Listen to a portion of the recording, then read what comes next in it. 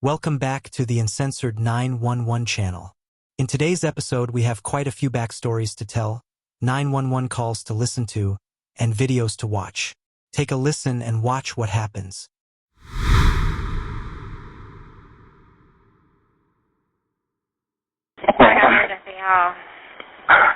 Hello? Hello, 911. Yeah, I'm an off-duty police officer, Officer Rojas. Someone just took a shot at me. I was stealing a catalytic converter. I'm at Imlay in Nashville. Specifically, the exact address I'm at is 6506 on Imlay. I'm not hurt. Okay. Are they still around? No, they're gone. Okay. There was three male individuals. They were masked up. They were in a white. They were in a white.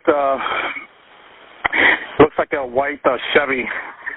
A van Chevy. Any plate information by chance? No plate information. Okay, I'll get the plate. All right. Bye. Chicago Emergency, Douglas. Hello? Yes, sir. This is 911. I'm out. Oh, hi. Yeah, I just got woken up by gunshots. I live at... How many shots did you hear? 3. Did you see anyone or anything? Do you know if anyone is hurt or injured? I have no clue. I just heard it. I was laying in bed. Okay, so you don't know. It was you just loud, heard it in the area. Yeah. What's What the was police that? in the area to check it out as soon as possible? Okay. All right. All right. Thank you. Bye. Chicago Emergency, Oliva. Hi, I'm an off-duty police officer. And I just heard about 3 gunshots. Did you see anything? I didn't see anything, and it came from the area of, like, Imlay and Milwaukee. Imlay in Milwaukee. And your star? I'm sorry? Your star number? 20755. And callback number, please. All right, we'll go ahead and set them out. Thanks so much. Thank you. Goodbye. Here, I did check. Chicago Emergency Quarters. Hi, Chicago. It's Niles. Report of shots fired 6400 North Nashville in Chicago. Caller, go ahead. Yeah, you're going to get another call, too. My wife, she went to the window, saw a white car exiting north on Milwaukee off of Imlay. But either way, rapid succession, 5, 6 shots fired. Pop, pop, pop, pop, pop, pop. Okay. And what's your rate? Phone number? Yes. Okay, you said it was a white car that left northbound on Milwaukee? Yeah, I don't know if that's where the shots emanated or not, but that's what my wife saw from the window. So there's also somebody who's on the ground who's changing a tire on, looks to be a Ford work van, silver, right outside by the Red Apple Polish Buffet, which is the restaurant at the corner of Imlay in Milwaukee, and he's staring over at Milwaukee. He's in like a blue jumpsuit. I don't think he's involved at all. He's just changing a tire, but I think he may have seen more too. All right, we're going to send the police out to 6400 North Nashville to check it out. Yeah, thank you. No problem.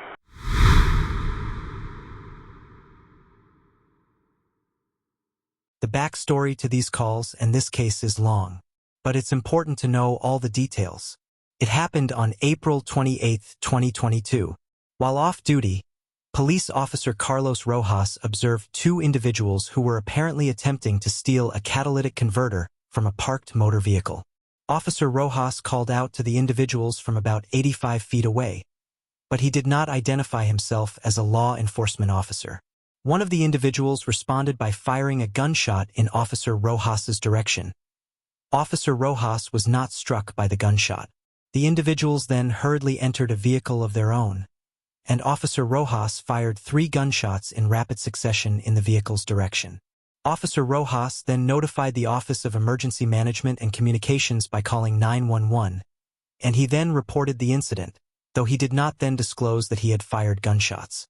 To date, the individuals have not been apprehended, and neither is believed to have been struck by Officer Rojas's gunshots. The Civilian Office of Police Accountability finds that Officer Rojas committed misconduct by discharging a firearm in violation of Chicago Police Department policy by failing to identify himself as a police officer prior to taking police action, and by failing to immediately notify OEMC that he had discharged a firearm. A video recording from a camera mounted on the exterior of a single-family residence depicts a white sedan driving eastbound on W. Imlay Street, past the camera and stopping in the street. The recording depicts two individuals exiting the white sedan and removing items from their trunk. The individuals move towards the parking lane on the south side of Imlay St. and out of the camera's view. Seconds later, apparent sawing sounds are audible. The recording then depicts Officer Rojas walking on a sidewalk eastbound in the direction of the white sedan and the two individuals. Officer Rojas stops near a parkway tree, and he calls out towards the individual's words to the effect of, "Motherfucker, come on, come on." A gunshot is audible as Officer Rojas takes cover behind the parkway tree. At the moment of the gunshot, a tree branch breaks and falls from a tree located behind Officer Rojas. The recording then depicts the individuals hurriedly enter the white sedan. Approximately 6 to 7 seconds after the first gunshot, the recording depicts Officer Rojas steps out from behind the parkway tree, and then 3 gunshots are heard in rapid succession. At the moment that the first of those 3 gunshots is heard, the individuals are completely inside the white sedan while a driver's side door of the white sedan is shown to be ajar. At the moment that the second shot is heard, the white sedan's door is closing, and the white sedan is moving in a northeasterly direction, away from Officer Rojas. When the third shot is heard, the white sedan's door is closed and the white sedan is moving away. The white sedan then proceeds further northeast, away from Officer Rojas, and turns left onto Milwaukee Avenue and out of camera view. I did find a letter written to Andrea Kirsten, who is the Chief Administrator. Dear Chief Administrator, after a careful review, the Superintendent concurs with the sustained finding for allegation number 1 against Officer Rojas for failure to identify himself as a police officer prior to taking police action, and for allegation number 3 against Officer Rojas for failure to immediately notify OEMC that he had discharged his firearm. Based on the facts detailed in the investigation, the Superintendent believes that a 10-day suspension is an appropriate penalty. The Superintendent does not concur with the sustained finding for allegation number 2 against Officer Rojas for violation of the Chicago Police Department's use of force policies when he discharged his firearm at unknown offenders. The Superintendent believes that the facts made available through COPA's investigation have shown that Officer Rojas' decision to discharge his firearm in this incident was in compliance with department orders. On the morning of April 28, 2022, Officer Rojas was returning home from his tour of duty on the first watch midnight shift in Unit 059. After entering his residence, Officer Rojas decided to take his dog for a walk, and while standing near his front door, he observed a white vehicle driving slowly and then stopped near a van which was parked on the street. Officer Rojas then observed 3 individuals exit the white car, and one of the individuals immediately began to raise up the van with a car jack.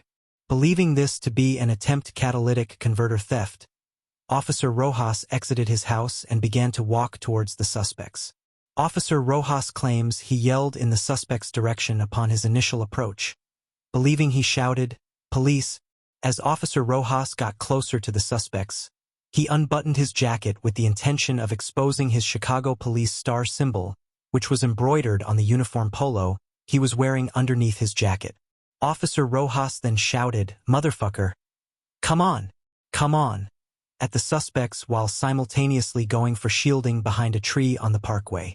It should be noted that at this point, the distance between Officer Rojas and the suspects was approximately 85 feet.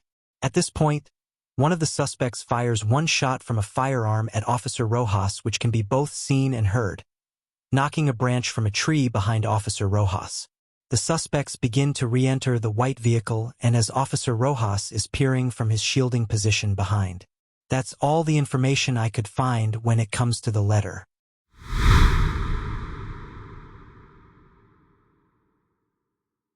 This next set of calls and videos are not going to seem complex until you hear the backstory. Take a listen and watch what happens.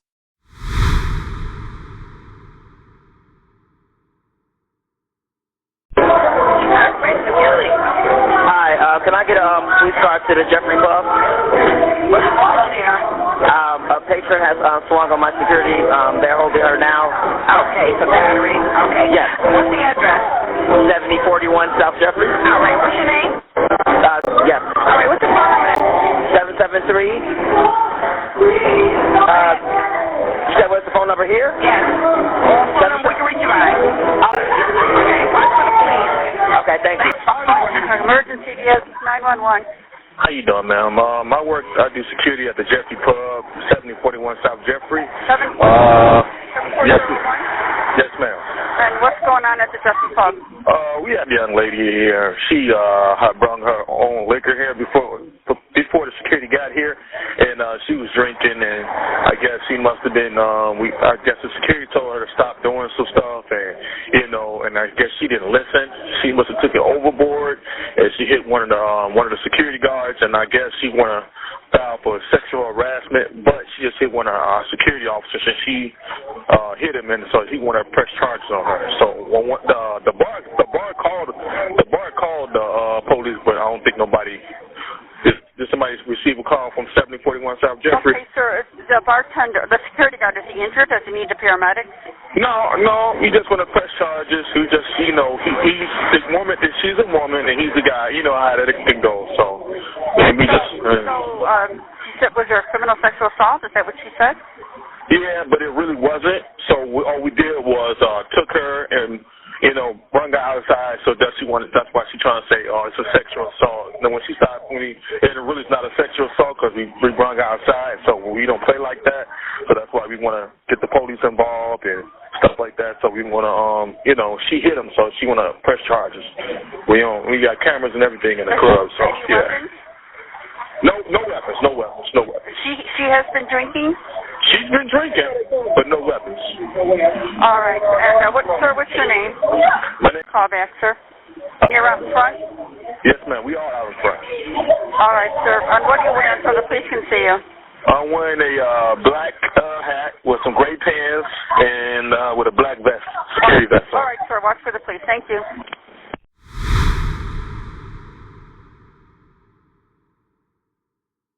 On December 18, 2021, at approximately 12:07 a.m., Officer Jose Gutierrez and Officer Ricardo Mendez responded to a call at Jeffrey Pub, located at 7041 South Jeffrey Boulevard, Chicago, Illinois 60649. The officers were met by two Jeffrey Pub security guards who told them that a female patron had become irate and struck one guard with a closed fist, and then spat in another's face while being escorted out of the bar after being told she could not play the jukebox. The female patron was arrested on signed complaints by both security guards for 2 counts of simple battery. The complaint paperwork was brought to the scene by Officer Servando Gomez and Officer Jesse Lopez. Officer Stephanie Jimenez later arrived at the scene with her partner, Officer Nino Macias, to conduct a pat-down of the female patron because she was a female arrestee, and they later assisted in securing the female into the transport vehicle. The female was then transported to the 3rd District Police Station by Officer Gregory Wood and Officer Bryant Chow.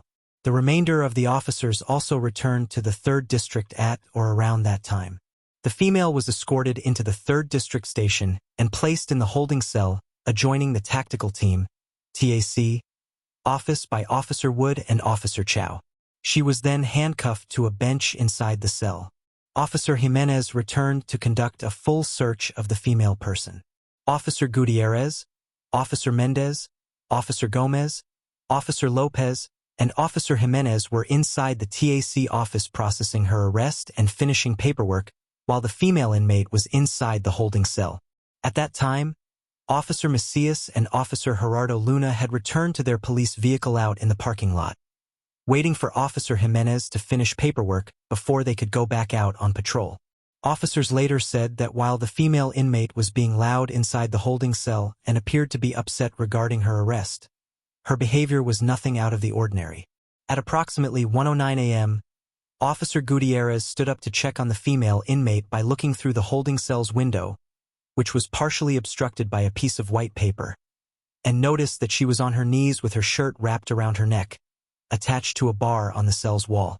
Officers immediately entered the holding cell, removed the shirt from the female inmate's neck, unhandcuffed her, and began CPR while calling for emergency services. Officers also notified 3rd District Supervisors Lieutenant, Light, Michael Merzen and Sergeant Anthony McGowan.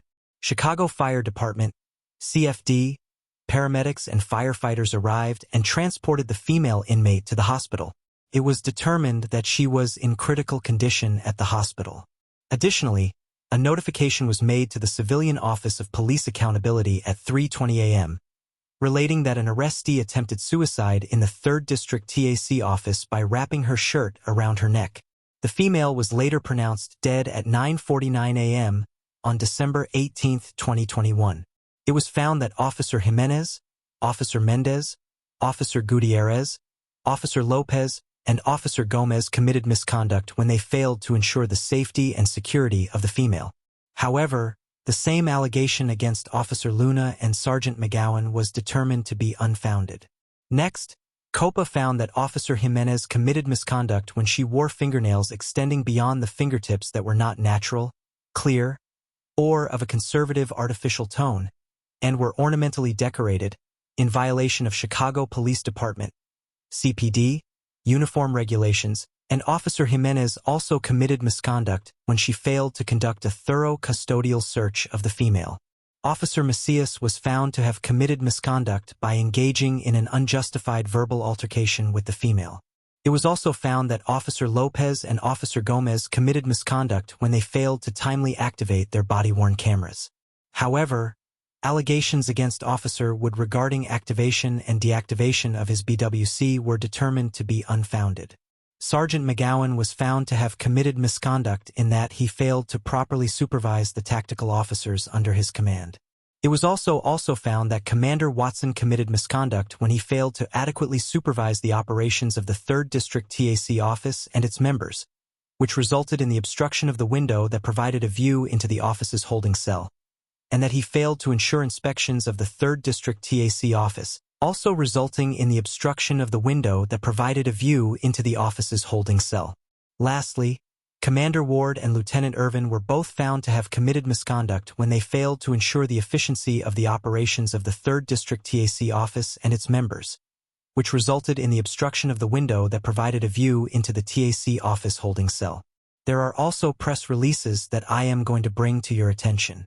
The Civilian Office of Police Accountability is currently investigating the death of Ms. Irene Chavez, which occurred December 18, 2021, following a medical emergency while in custody at the 3rd District Police Station. Ms. Chavez was arrested after being involved in an incident which occurred at the Jeffrey Pub Tavern located at 7041 South Jeffrey Boulevard. COPA received notification from the Department of an attempted suicide by Ms. Chavez at a 3rd District Tactical Office on December 18, 2021, at 3:20 a.m. Ms. Chavez was then transported to the University of Chicago Hospital in critical condition. COPA later received an updated notification from the department that Ms. Chavez was deceased at 11:30 a.m. Investigators conducted 27 interviews across various departments as a part of its thorough review of the actions of all involved officers, as well as the circumstances leading up to the incident. Due to significant public interest, as part of the non-concurrence process, COPA and the superintendent agreed to the following discipline. Officer Stephanie Jimenez 60-day suspension, Officer Ricardo Mendez 60-day suspension, Officer Jose Gutierrez 60-day suspension, Commander Roderick Watson 21-day suspension, Sergeant Anthony McGowan 30-day suspension, Commander Davina Ward 14-day suspension, Officer Jesse Lopez 10-day suspension, Officer Servando Gomez 10-day suspension, Lieutenant Yolanda Irvin 10-day suspension.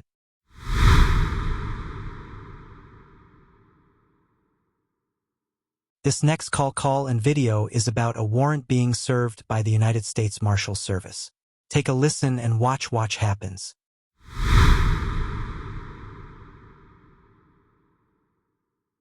One, Cabin C, please, 406, where's your emergency? 1655 South Sibley in Calumet City. We have an offender down. They're down by police. We have police on the scene with an emergency. This is Chicago calling. Okay, a person shot? Yeah, by the police. All right, let me get fire department on the line. Hang on. Fire department, where's your emergency? Hey, I got Chicago on the line. They're advising a subject was shot by the police at 1655 Sibley. They're on the line now. Go ahead. Hello? Hi.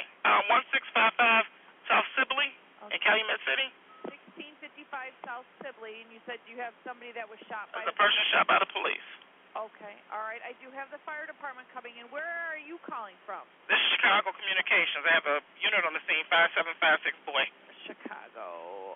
OEMC, is that who I'm talking to? Yeah. Okay. Citywide one.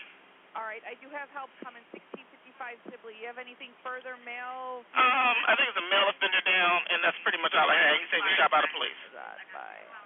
Okay. All right, I got help coming for him, okay? Thank you so much, Chicago. All right, thanks.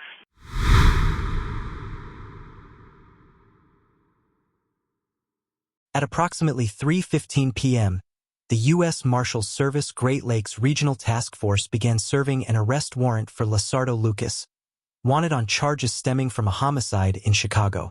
As officers approached, Mr. Lucas reached for a firearm, at which point members of the task force officers opened fire, fatally striking Mr. Lucas. The multi-jurisdictional task force included a member of the Chicago Police Department's Fugitive Apprehension Unit. On July 27, 2021, an officer-involved shooting occurred. Members of the Great Lakes Regional Fugitive Task Force consisting of CPD members and United States Marshals entered the Rock and Row Barbecue restaurant to locate and arrest an offender. CPD Officer Michael Boccassini and United States Marshals Service, USMS, Senior Inspector Michael Cundiff encountered the offender in the rear of the restaurant. The offender drew a firearm from his waistband and pointed it at Officer Boccassini and Inspector Cundiff. Officer Boccassini and Inspector Cundiff both fired their weapons, fatally striking the offender. It was determined that Officer Boccassini's use of deadly force complied with CPD policy, and no allegations related to this incident were served on him. COPA made no determination regarding Inspector Cundiff's use of deadly force. Inspector Zich and Officers Healy and McCann exited the Hive and entered Rock and Row Barbecue with Sergeant Forberg, Inspector Cundiff, and Officers Boccassini and Caulfield. 11 Inspector Zich approached the service window and spoke with restaurant staff members if the offender was in the restaurant. The staff member said that the offender was not there, but he opened a door to the east of the service window, allowing the task force members to enter the areas of the restaurant reserved to staff to search for the offender. The task force members entered into a lounge area. Inspector Zich and Officers McCann and Caulfield remained in the lounge to secure the room while Officers Boccassini and Healy, Inspector Cundiff, and Sergeant Forberg entered the kitchen area with their weapons drawn. 14 Officer Boccassini and Inspector Cundiff walked to the left towards the rear of the kitchen while Sergeant Forberg and Officer Healy walked straight ahead towards the front of the kitchen. Officer Boccassini walked towards a walk-in cooler at the rear of the kitchen, which partially obscured a doorway into an office. Inspector Cundiff was following behind Officer Boccassini. The task force members identified name as they searched the kitchen themselves and called out the offender by name as they searched the kitchen. As Officer Boccassini and Inspector Cundiff approached the cooler, the offender walked out from the office into the kitchen, had a handgun tucked into the front of his waistband outside of his shirt. Officer Boccassini and Inspector Cundiff began giving verbal commands to show his hands. In response, said words to the effect of, "What did I do?" Then, he stepped back behind the cooler and out of view of Officer Boccassini and Inspector Cundiff. Officer Boccassini and Inspector Cundiff followed around the corner to look down the hallway behind the cooler until came back into their view, and they continued to issue verbal commands. When Officer Boccassini and Inspector Cundiff could see again, he was holding the handgun that was previously in his waistband and was raising the gun up. Both Officer Boccassini and Inspector Cundiff began firing at the offender, stopping when the offender fell backwards.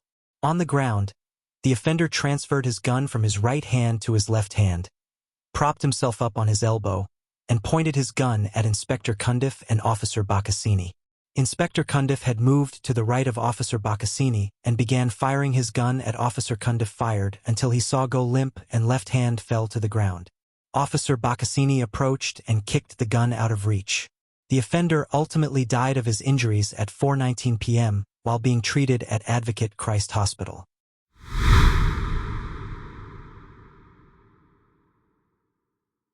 In these next few videos you will get to see what happens after an OIS. Take a listen and watch what happens.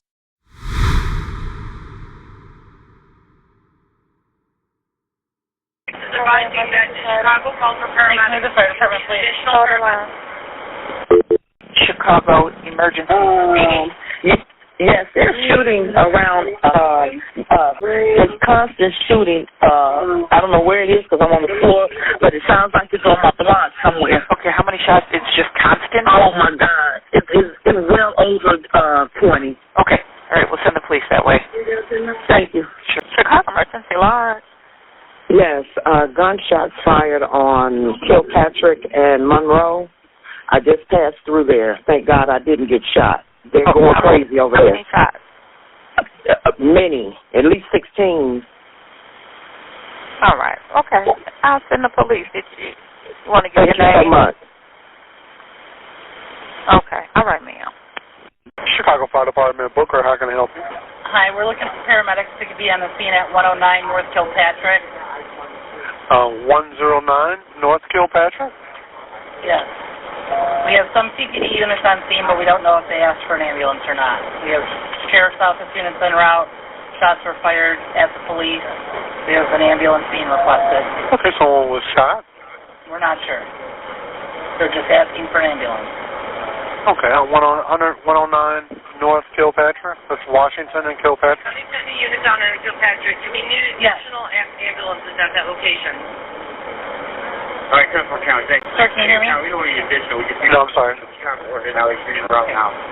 I don't know what else to tell you. They're looking for an ambulance at 109 North Kilpatrick. Okay, now who's looking for an ambulance? This is the Cook County Sheriff's Police. We are on scene with Chicago Police. What's your phone number? At a shooting scene, Okay. and they need an ambulance. Okay. Was the person shot? We do not know. Okay. We'll send some help over. Thank you. Can I have a call back for you? 847-635-1188. Thank you. We do have one person shot. Okay. We're on the way. Thank you.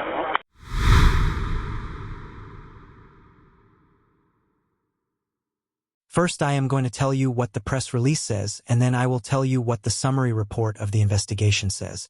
There was an officer-involved shooting which occurred on July 9, 2021, near 100S Kilpatrick. Chicago Police Department officers responded to a call for assistance from U.S. Marshals and Cook County Sheriff's deputies who were attempting to apprehend a suspect on a warrant. The suspect was armed and would not exit the vehicle. As the officers attempted to implement a plan to break the rear window of the vehicle, they heard a single gunshot, which they believed came from the vehicle. 3 CPD officers and 1 U.S. Marshal discharged their firearms multiple times, fatally striking the suspect. On July 9, 2021, members of the Great Lakes Regional Fugitive Task Force were assigned to locate and apprehend an offender who had active arrest warrants for sexual assault and escape. The members included U.S. Marshal Justin McLeod and 5 Cook County Sheriff's investigators. At approximately 9:40 a.m., the offender was located near a black Jeep parked in the vicinity of Kilpatrick Avenue and Monroe Street. They observed the offender with a firearm and requested assistance from the Chicago Police Department. At approximately 9:46 a.m., CPD members including Officer Joseph Napoleon, Officer Cameron Mays, and Officer Nicholas Esquivel arrived on scene. It was related that the offender was inside the Jeep, waving around what appeared to be a firearm.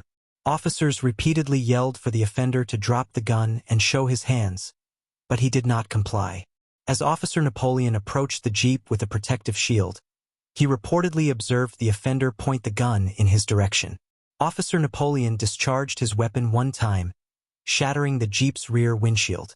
He did not inform anyone he fired the shot, leading the GLR-FTF and other CPD officers to believe the offender had shot at them. Point 1 in response. U.S. Marshal McLeod and Officers Napoleon, Mays, and Esquivel each discharged their weapons, firing approximately 71 times at the offender. Officers then approached the Jeep and removed the offender from the rear seat, along with his firearm. The officers immediately began to render medical aid to the offender multiple times, and the offender was pronounced deceased at 10:22 a.m. Thank you for watching. I will see you guys in the next one. Have a great night.